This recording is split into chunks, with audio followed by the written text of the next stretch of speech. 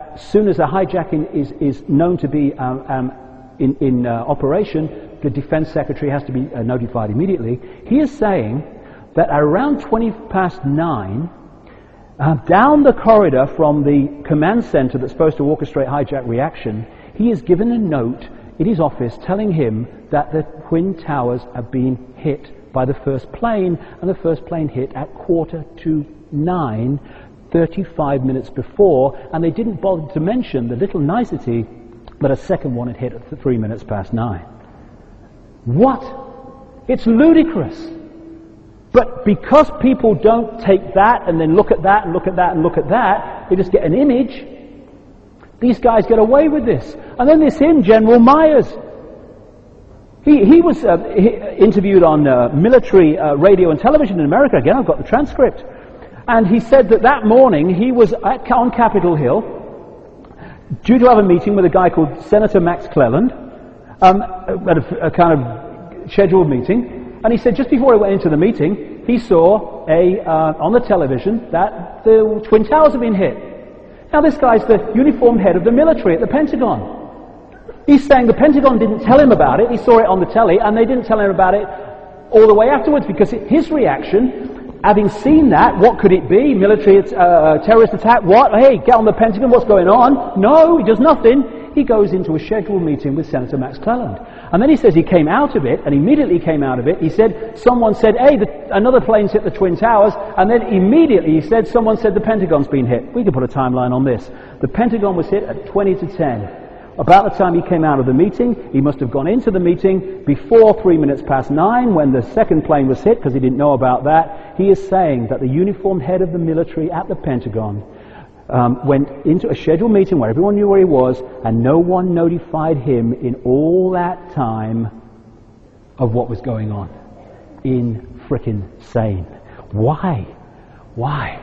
Now, another thing is that this guy who is involved with the computer security defense system of Australia, he actually took me and he showed me around the Canberra Parliament building where they had ground-to-air missiles, a computerized system that any plane that goes into the airspace threatening and around the Parliament building in Canberra is immediately contacted, not by a human but by a computer, demanding they punch in a code that allows them to enter that airspace. If they don't punch it in a very short time, and those ground-to-air missiles are activated by a computer to blow the plane out the sky. That's what happens in Australia, in Canberra. Pentagon, nothing. This plane can come round and hit nothing. Insane, of course. It is defended, so why not that date? They've admitted that's defended. They don't defend the Pentagon. Ludicrous. Why? All this is going on because of this. No one has to direct an assassination. It happens. The active role is played secretly by permitting it to happen. This is the greatest single clue. Who has the power to call off and reduce the usual security precautions? The very people who are now waging the war on terrorism on the back of 9/11 are the very people that had the power to do that, and I suggest they took it big time.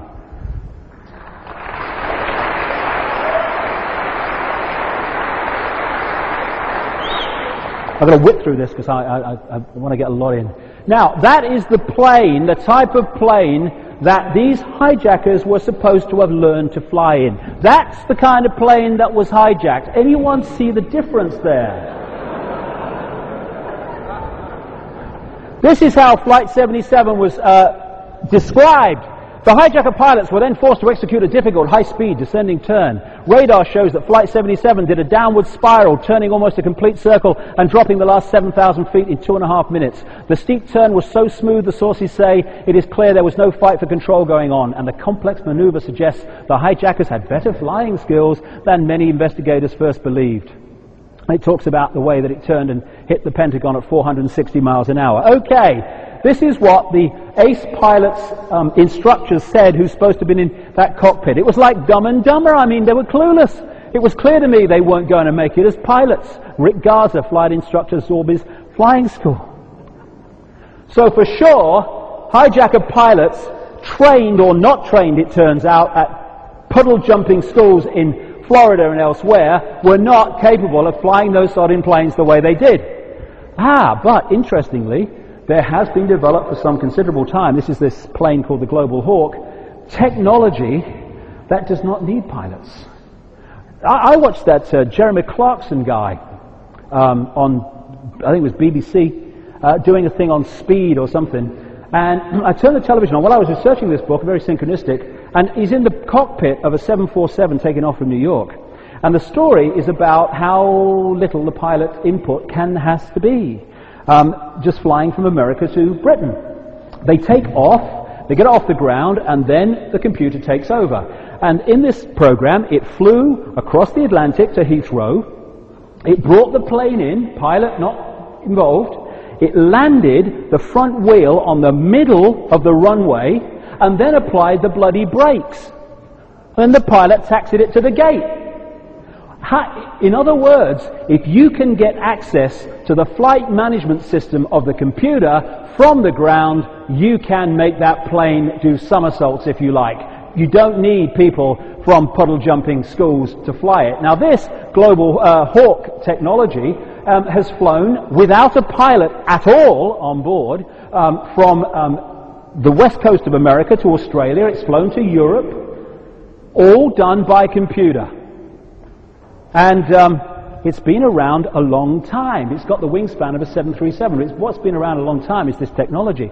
Now, I don't know if you've ever come across this called Operation Northwoods.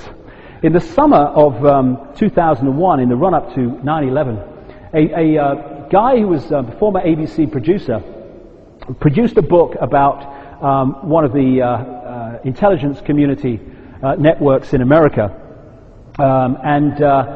In it, he came across this Operation Northwoods in official documents that people thought were no longer existed. Operation Northwoods was staggering in the light of what followed. These documents detail how 40 years ago, in the early 60s, during the Kennedy administration, the Joint Chiefs of Staff at the Pentagon, the people that run the military, had developed this plan called Operation Northwoods to put terrorist bombs in American cities like New York and Miami and other places, hijack planes, shoot down planes, American planes, and attack boats, to be blamed on the Cubans to justify an invasion of Cuba. And part of this Operation Northwoods, and in Alice in Wonderland I detail a lot of this stuff from these documents, and part of it was to replace a commercial airliner with a remotely controlled from the ground plane, take off the original airliner with passengers, land it at an Air Force base, replace it with the remotely controlled plane painted in the same livery, same colors, fly it across Cuba. They were looking for a route that naturally went across Cuba, and they were going to destroy the plane by remote control over Cuba and then blame it on a missile from Cuba to justify an invasion of Cuba. James Bamford did it.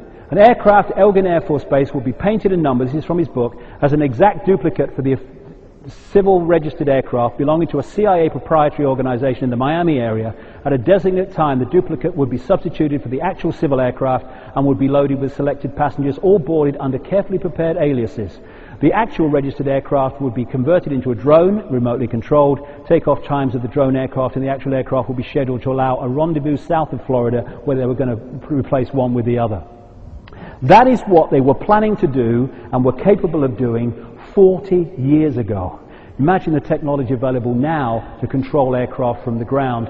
And who has been working with this remotely controlled technology? NORAD. Black boxes. 8 black boxes. 4 data information boxes and 4 cockpit recorder black boxes, the contents of which have never been revealed from 4 planes in that event. Why? Because if something will support the official story, we see or hear it. If it will demolish it, we don't see or hear it. Simple as that. The hijackers. Oh, yes. Isn't it funny? 19 hijackers. Yes, named by the FBI. Within no time afterwards, when they had no idea it was going to happen, not actually what their agents say, but that's what they claim, well, how come 7 of them are still alive? What did they do, parachute? How do they manage that?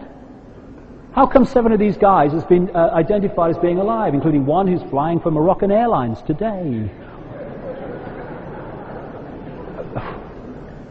Well, I guess if a passport can survive, they can parachute, I guess.